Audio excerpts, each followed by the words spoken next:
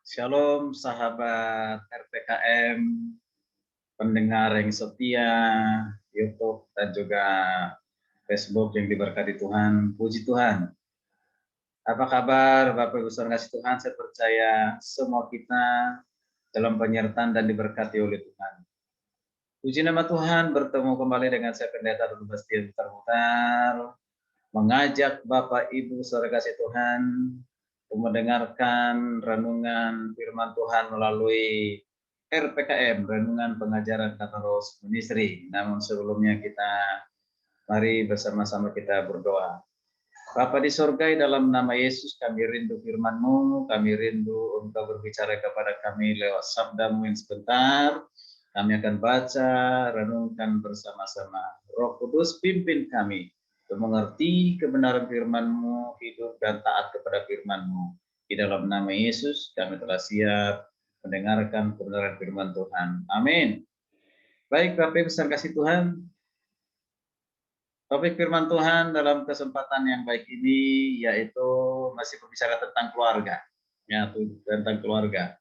Kalau di renungan yang sebelumnya yaitu ada 7 sifat, ya, sifat pria yang tidak disukai oleh wanita. Ya. Dalam kesempatan ini kita lanjutkan dengan 7 sifat, ya, sifat wanita tidak disukai oleh pria. Berarti ada yang tidak disukai oleh pria dari wanita, tapi ada juga yang tidak disukai wanita dari pria. Wah. Nah, baik saudara Tuhan, kiranya renungan pengajaran ini boleh menjadi berkat bagi kita semuanya. Saya akan baca dulu satu firman Tuhan yang diambil dari Amsal 31. Amsal 31 ayat yang ke-30 berkata demikian. Kemolekan adalah bohong dan kecantikan adalah sia-sia. Tetapi istri yang takut akan Tuhan dipuji-puji.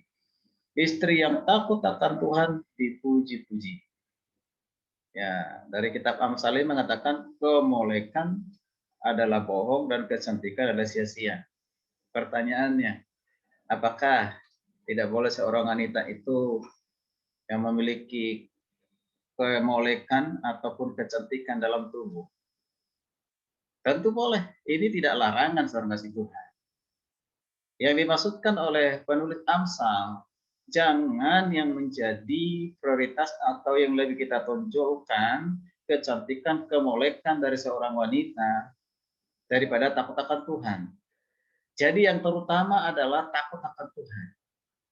Cantik boleh, molek boleh, semuanya boleh asalkan itu. Ya, jangan menjadi membuat kita seorang yang sombong. Nah, ya, kecantikan itu baik, tapi jangan sampai merusak diri kita sendiri, bahkan dipakai setan untuk merusak diri kita. Wanita yang dikehendaki Tuhan, yang terutama adalah ketika hatinya cantik. Bagaimana hatinya cantik, yaitu ketika dikatakan istri yang takut akan Tuhan. Istri yang takut akan Tuhan. Istri yang takut akan Tuhan dikatakan dipuji-puji. Nah, luar biasa. Jadi istri yang takut akan Tuhan akan menjadi pujian. Ya, akan menjadi pujian bagi suaminya, bagi banyak orang. Ya, karena takut akan Tuhan. Nah, satu firman Tuhan lagi saya akan baca di 1 Samuel 16 ayat 7. 1 Samuel 16 ayat 7 berkata demikian. Tetapi firman Allah Tuhan atau berfirmanlah Tuhan kepada Samuel. Ya, janganlah pandang parasnya atau perawakan yang tinggi, sebab aku telah menolaknya. Bukan yang dilihat manusia, yang dilihat Allah.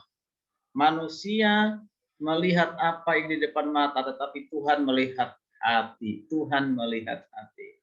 Saudara kasih Tuhan, paras itu penting. Yaitu tubuh itu penting, sehat, ganteng, cakep, cantik bagi wanita. Ya.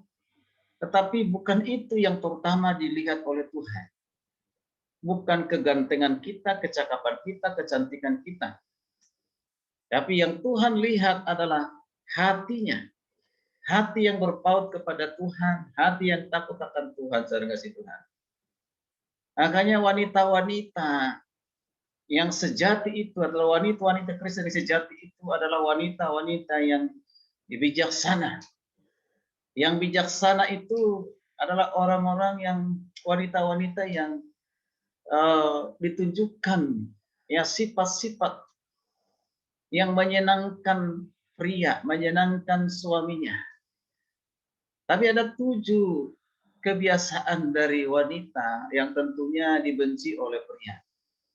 7 sifat wanita yang dibenci atau tidak disukai oleh pria yang harus kita lepaskan.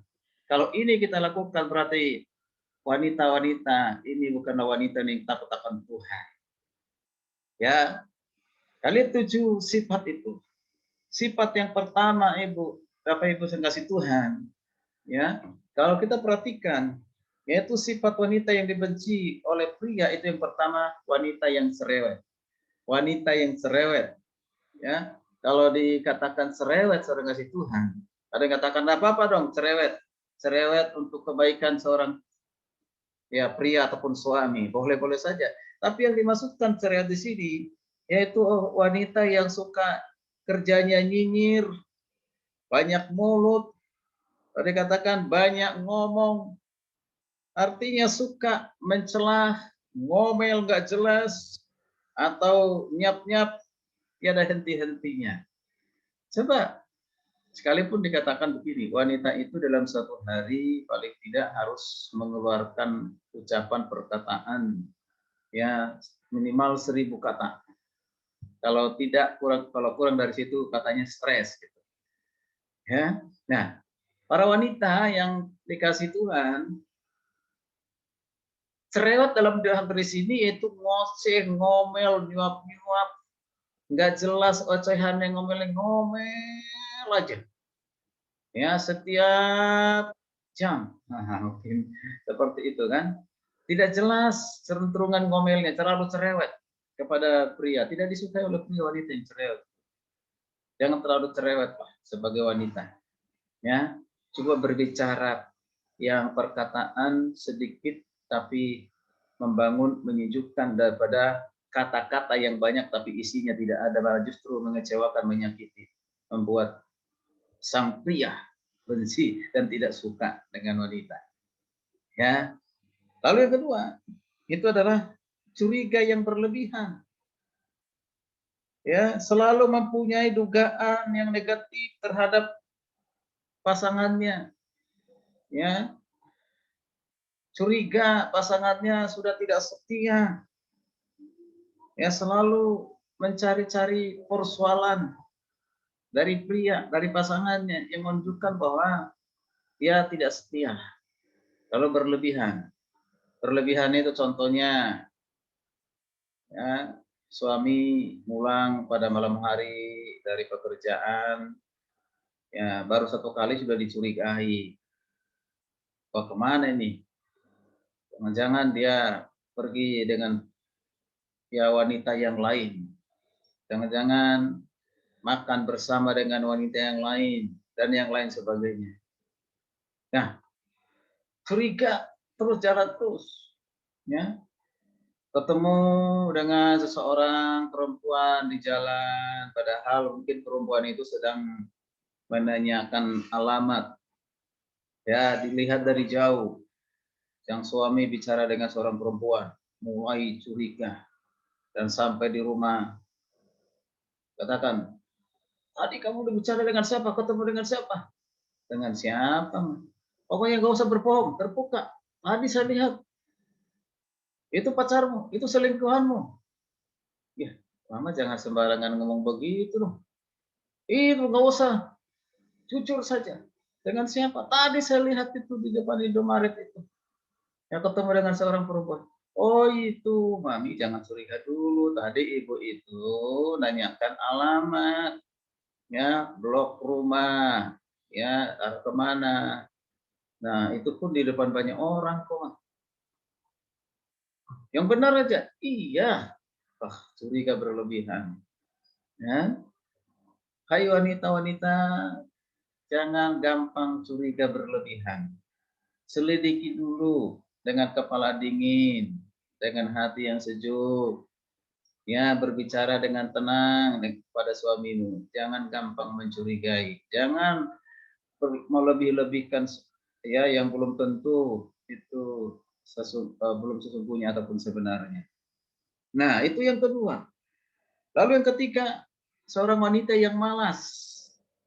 Malas segala sesuatu yang di rumah ya hanya diperuntukkan dikerjakan oleh pembantu. Segala sesuatunya diserahkan kepada pembantu, merawat anak kepada pembantu, kasih makan ke pembantu, masak untuk pembantu, nyuci untuk pembantu, nyapu untuk pembantu, semuanya. Lalu wanitanya hanya tidur-tiduran ongkang-ongkang, hanya mengurus diri sendiri. Nah, malas, hanya tidur-tiduran. Nah, ini juga tidak boleh. Seorang wanita itu harus rajin. Ya, orang yang takut akan Tuhan atau seorang wanita yang takut Tuhan harus rajin bekerja dengan tangan sendiri. Memasak bagi suaminya, memasak bagi keluarganya, membantu untuk mengerjakan pekerjaan yang lain selagi masih bisa. Nah, saudara kasih Tuhan, penting ini. Jangan menjadi wanita yang malas, ya, tapi jadilah wanita yang rajin dalam segala hal. Puji Tuhan. Ya, rajin menyiapkan kopi bagi suaminya, rajin menyiapkan ya vitamin bagi suaminya, ya rajin banyak hal yang diberikan kepada suaminya, senang, semakin cinta. Jadi jangan semalas-malasan, saudara kasih Tuhan. Apalagi orang yang malas, itu apa? Ya, dalam rumah mengurus diri sendiri aja enggak becus. Contohnya, ya hari Senin menggunakan daster di rumah satu harian. Sudah bau keringat, besok dipakai lagi. Tiap hari pakai daster. Dasternya sudah beberapa hari nggak dicuci bau keringat. Itu aja dipakai dengan alasan irit. Ya, irit apa? Irit rinso, irit air. Ini bukan masalah irit, ini kemalasan. Hai wanita-wanita sekalipun di rumah, tetaplah tampil cantik. Yang menggunakan pakaian-pakaian yang rapi, sederhana tapi rapi. Pada saat suamimu pulang dari kantor, dari lelah, capek, kalau dilihatkan istrinya rapi, cantik, wah senang. Ya, jangan sampai dibanding-bandingkan nanti dengan wanita di luar sana. Aduh, ini di rumah istri saya ketemu pakai daster terus tiap hari. Sementara di luar sana dilihat wanita-wanita yang cantik dengan berpakaian yang bagus dan sangat baik, gitu kan? Ya, nah itu. Tapi pria-pria sekalipun istrimu seperti itu tetaplah setia. Ya, tinggal dikasih tahu di rumah. Dah, sekalipun di rumah gunakanlah pakaian-pakaian yang lebih rapi, jangan pakai daster terus. Haleluya, puji Tuhan. Itu untuk wanita. Jadi jangan malas. Yang ketiga, yang keempat saudara kasih Tuhan, para wanita yaitu bodoh. Bodoh maksudnya di sini tidak bisa mengimbangi kemajuan suami.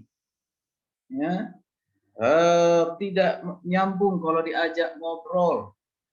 Mungkin saja beda tingkat pendidikan. Pria pendidikannya lebih tinggi daripada wanita. Wanita harus tetap belajar. Belajar ya mengembangkan diri. Sehingga ketika suami yang mungkin pendidikannya lebih tinggi ya berbicara ya bisa mengerti dan nyambung ya. Tadi jangan alasannya ya udah memang saya bodoh, memang saya seperti ini, udah dari sananya seperti ini. Ya inilah hidup. Kenapa kamu menikah dengan saya orang bodoh? Bukan seperti itu.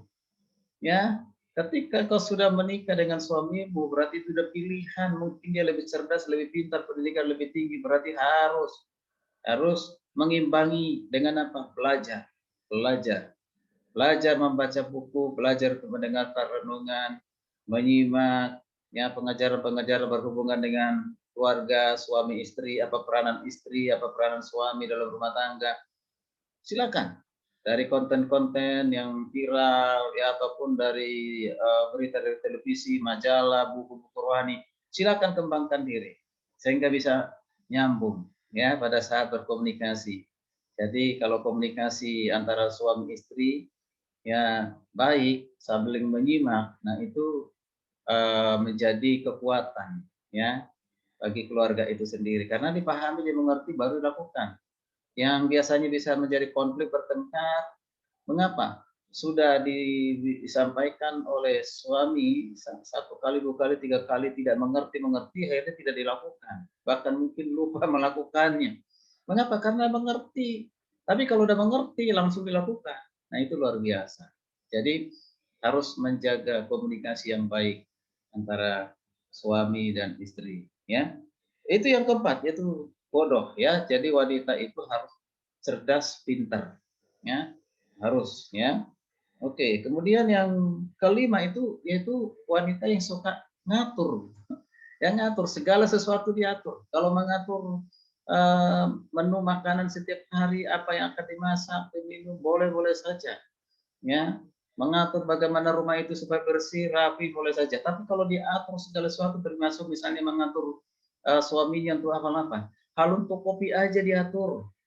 Ya, dibilang kopinya nggak usah banyak-banyak, cukup setengah sendok. Lalu ya gulanya ya sedikit saja supaya irit. Ini susah ini.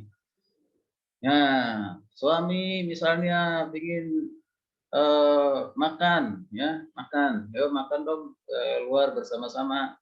Tidak usah, ngapain makan di rumah saja. Segala sesuatu ada yang dimakan di rumah cukup. Kan perlu bersama-sama makan di luar ya dengan anak-anak. Tidak usah ya borosnya itu banyak duit aja, nggak usah boros-boros, tidak perlu makan di luar sana, makan di rumah cukup. Bapak Ibu sekalian Tuhan, terutama wanita, ya makan bersama-sama sekali-kali di mall, di luar rumah itu boleh refreshing, ya bisa bertukar pikiran, ya mengatasi satu rasa kejenuhan ya di rumah. Silakan, ya silakan. Itu perlu untuk penting ya. Asal jangan setiap saat bisa bangkrut ya kan gitu. Sekali-kali silakan ya.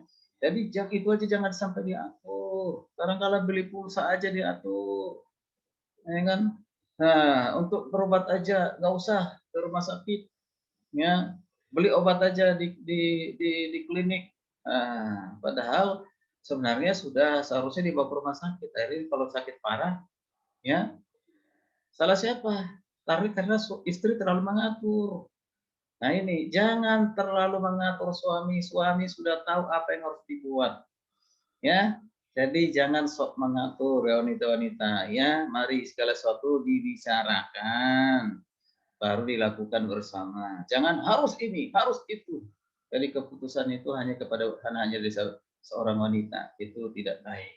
Ya, itu bisa menjadi pemicu konflik dalam rumah tangga. Lalu yang keenam yaitu ngerumpi. Hai wanita-wanita, suka ngerumpi ya, senang menghabiskan waktu berjam-jam bicara dengan tetangga yang nggak jelas apa yang dibicarakan.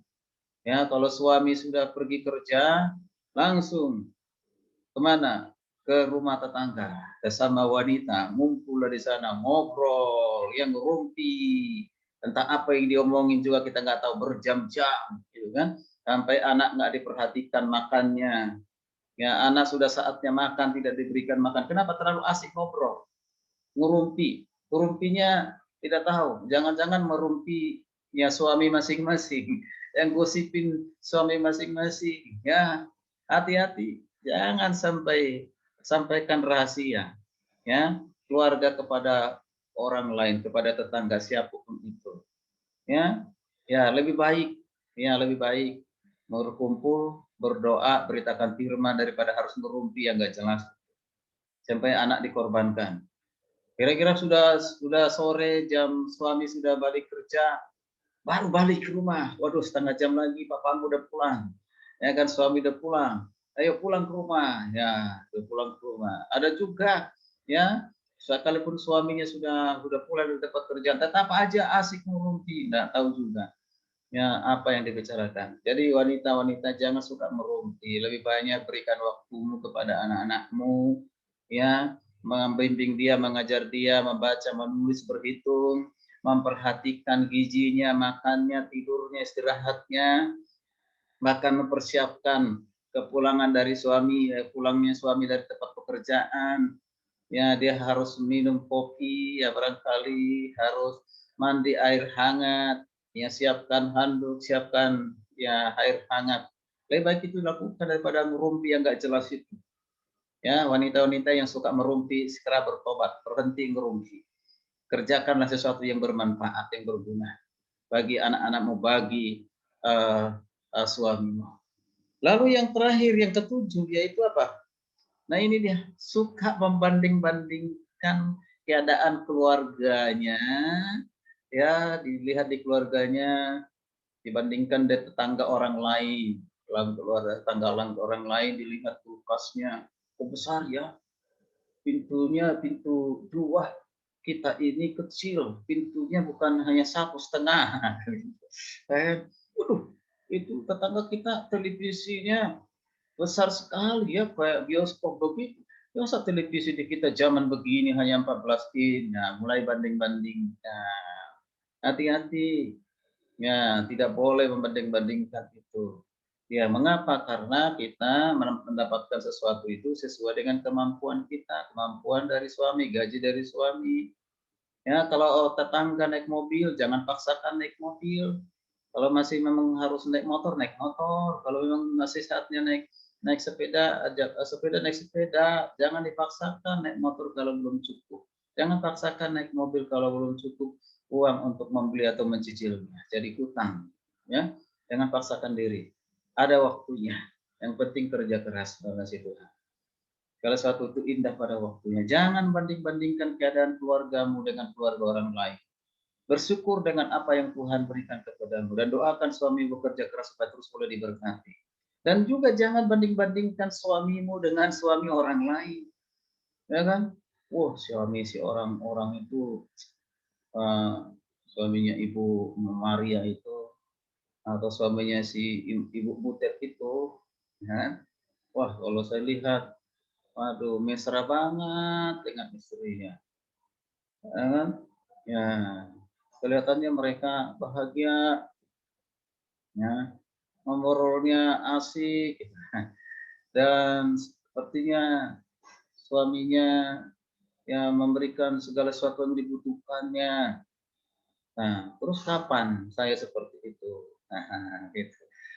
Kalau hal yang baik boleh, tapi kalau misalnya hal-hal yang sifatnya mungkin itu ada pada suami orang lain dan tidak harus ada pada suamimu, jangan dipaksakan harus sama suamimu dengan suami orang lain. Nah, punya keunikan, punya kekurangan, punya kelebihan masing-masing. Jangan dibanding-bandingkan. Kenapa sih suami orang lain itu gemuk, sehat, kamu ini kurusnya seperti itu, ke orang tidak pernah makan. Nah, hati-hati. Jangan dibanding-bandingkan. Suami orang kelihatannya pekerja keras, bisa mendapatkan segala sesuatu yang dibutuhkan oleh suaminya. Dengan dibutuhkan oleh suaminya bisa memberikannya kepada istrinya. Kamu kapan? Nah, hati-hati. Terlalu banyak banding-bandingkan suami. Suami kalau tidak sabar bisa marah, bisa emosi. Tapi suami-suami ya tetaplah sabar ya menghadapi yang seperti itu. Jadi sekali lagi diingatkan kepada para wanita, jangan suka membanding-bandingkan keluargamu dengan keluarga orang lain. Jangan.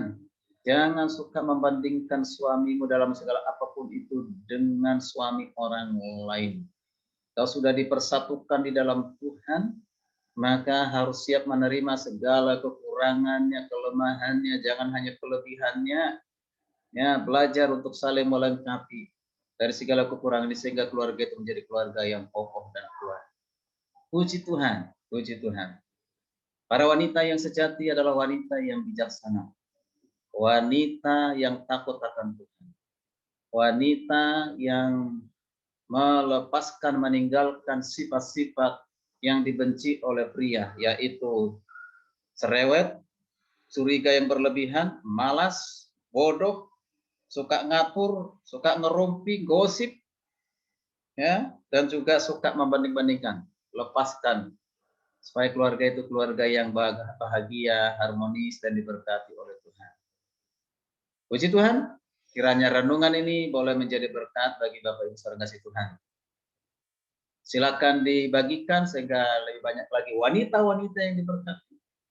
Dan jangan lupa di like, ya, diberikan tanggapan, komen, dan sekaligus di subscribe. Puji Tuhan, sampai bertemu di renungan berikutnya. Tuhan Yesus memberkati. Jangan lupa mengikuti protokol kesehatan. Tuhan Yesus memberkati kita sekalian. Amin.